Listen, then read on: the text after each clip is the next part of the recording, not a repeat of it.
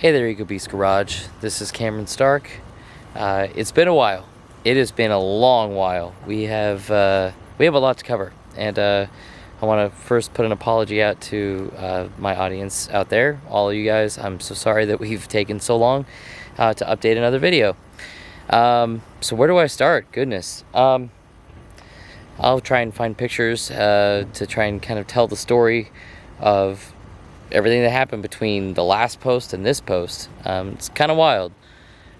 So Truth no longer drives the Nissan Sentra, or the Sentra as we used to call it.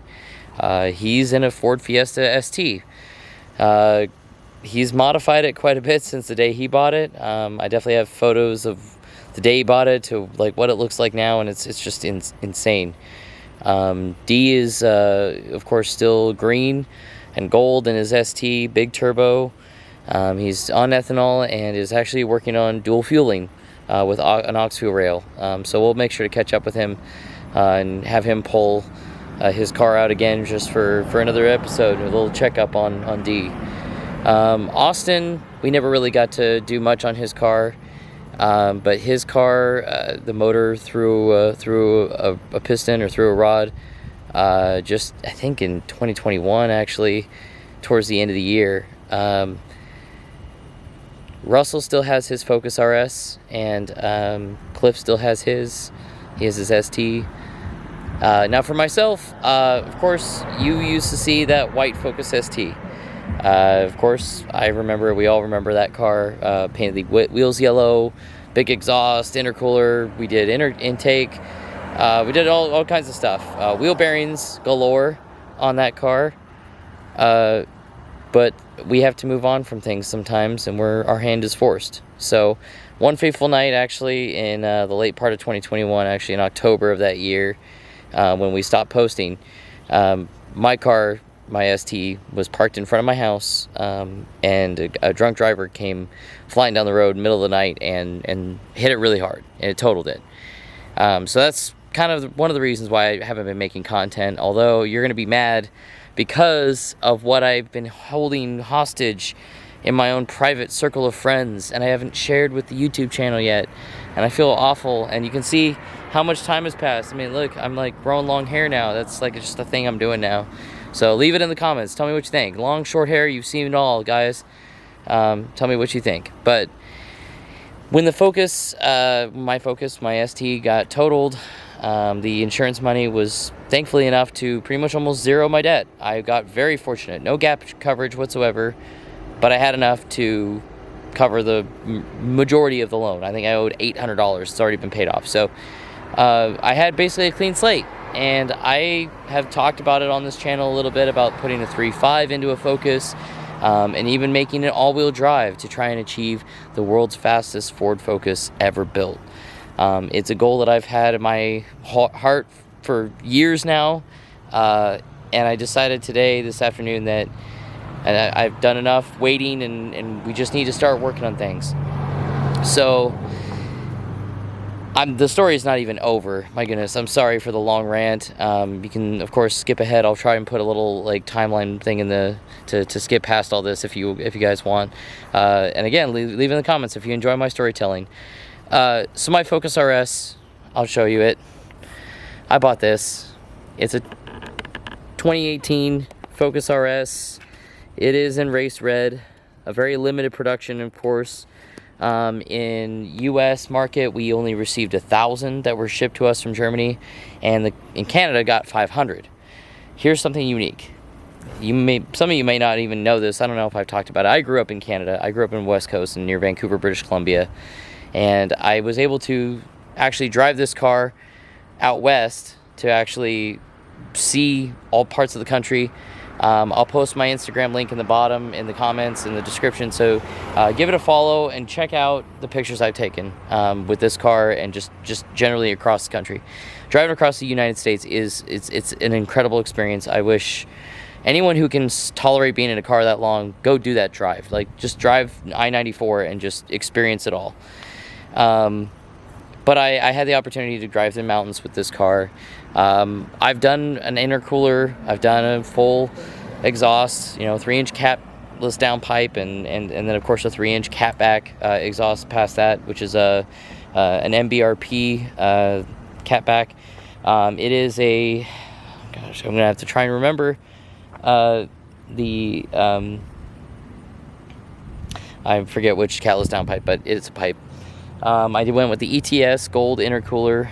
It is anodized gold with no logo. That was how I just customized it, and I did those two things minus the downpipe. I didn't do the downpipe. I just did the catback and the intercooler, and then took it on this long road trip.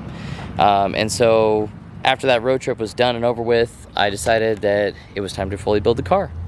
So then I got the catless downpipe, did a solid rear motor mount, and I also installed the TurboSmart IWG75 external wastegate actuator, or internal wastegate actuator, I should say. And that, along with a tune through Tune Plus, Adam over Tune Plus, he really did me good.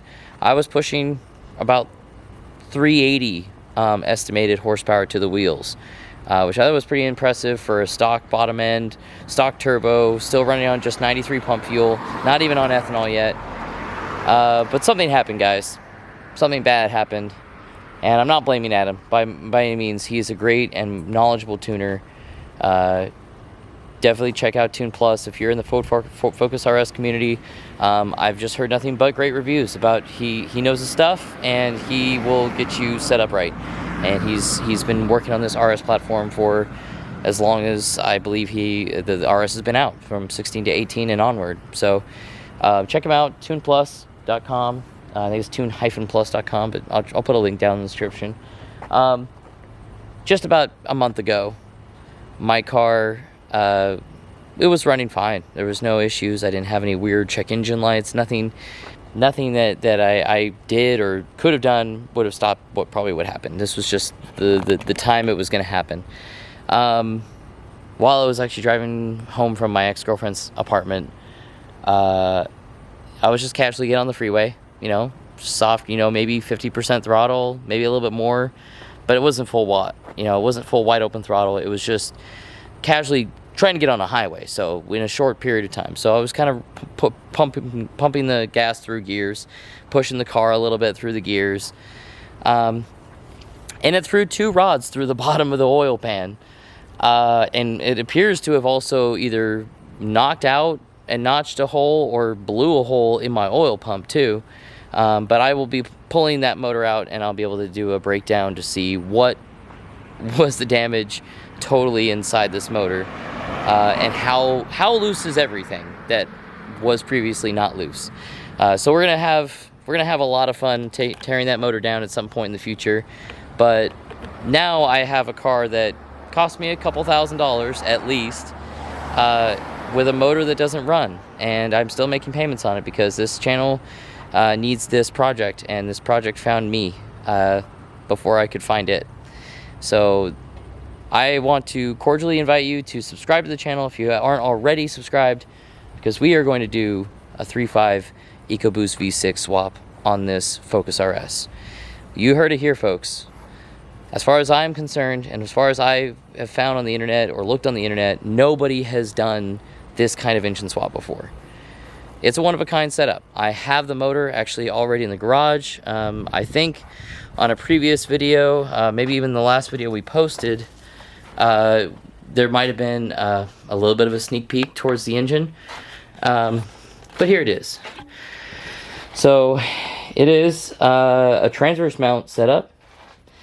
The intake appears to be from a Ford Flex, and it is, of course, an EcoBoost V6. So you have the turbo manifolds mounted right on either side of the heads, just on the underneath. So, of course, we're looking at the back side. The motor would sit with the front of the car up ahead here. It has to be flipped around, and of course, kind of see how it's going to sit in the engine bay. But I've done measurements. I've measured the width from valve cover gasket, or from valve cover to valve cover, kind of see what the overall depth is this way. And I think with maybe very minimal modifications, we can make this project build a reality. Whatever it takes, we'll figure it out. As time goes on, I hope you guys enjoy that build, and we'll definitely be adding to it. It'll start with rebuilding this motor and learning more about the 3.5 platform, and getting to actually tear down and rebuild a full motor with better parts, so that we are strong enough to make an obscene amount of horsepower. And I'll get to that in another video. The last thing I want to show you guys is I'm still a car guy, okay? For all of the car community out there, I have not forsaken us. We are making content. I'm sorry about the lighting there. I'm gonna have to see if I can fix that. So we're not giving up on cars. You know, this is a car page, this is a car channel, and I will always make the Ford brand and the EcoBeast brand the reason for why we do this channel. You know, and it's going to be the brand that we push consistently through the following videos. But occasionally, and again, I want your input. Please flood my comments. I want to read every single one of them. Please tell me in the comments whether you want to see videos of my new toy. Not actually, it was actually before the RS Blue, I decided to make a purchase to get into motorcycles. I started out, I don't have the bike anymore. I actually already sold it just about a couple months ago. I had a 2010 Kawasaki Ninja 250R. It was, you know, just, it was a bike that had already been kind of thrashed on. It was used, and I wanted to know, am I going to love and be enthusiastic about this hobby? And the answer is yes. 100% yes. So after about 3 weeks of riding, and bear in mind I grew up in the west coast of Canada with a bunch of mountain bike trails. I used to be on a mountain bike all the time, the entire summer. I was out doing jumps and wheelies and all kinds of crazy stuff that I should have broken so many bones, and I've never broken a bone to date. Knock on wood. Okay, so I don't have a 250 anymore. I was gonna actually go to a dealership, actually, Moto Boutique, which I don't know if you can see that, the writing on my shirt, but it says Moto Boutique. It's a Moto Boutique shirt. I think it's one of my roommates, but don't tell them. I went to that dealership looking for what they had. It was a 2018 Yamaha R6 in blue. It was beautiful. Oh, I wanted it so bad. But somebody already put a down payment on it or deposit it, and it was held. I couldn't buy it. So I was like, well, shoot, what am I going to do now? So I talked to the salesman. I said, well, what else do you have that's like a 600cc? I'm coming from a 250. I want to go to something bigger. He said, well, how about a CBR 1000? So guys, I want to show you my CBR 1000. It's a 2021. It has ABS, so for those of you in the bike community that might be watching this, I know, I bought the one with all the dummy systems. I can't do all the fancy stunts, but this is honestly a bike that I love going out to twisties. Ohio has a lot of really great roads to cruise around on, and especially on the bike. It's just so freeing, and it's really nice to see the weather, and see and experience the weather a little bit differently than when you're in a car. So, as I said, I'm still a car guy. I have not given up on being a car guy.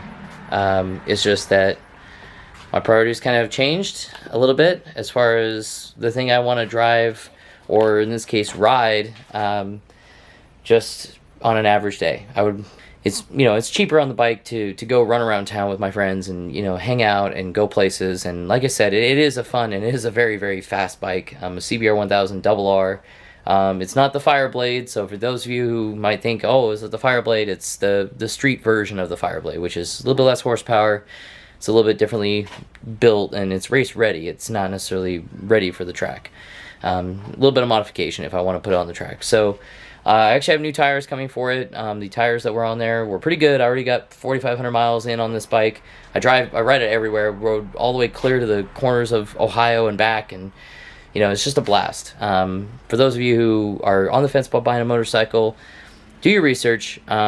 Check, weight restrictions on certain bikes. If it is like a 250 and you're, say, like a huskier guy or girl, consider maybe a 400. They're not super fast either. They're just good beginner bikes.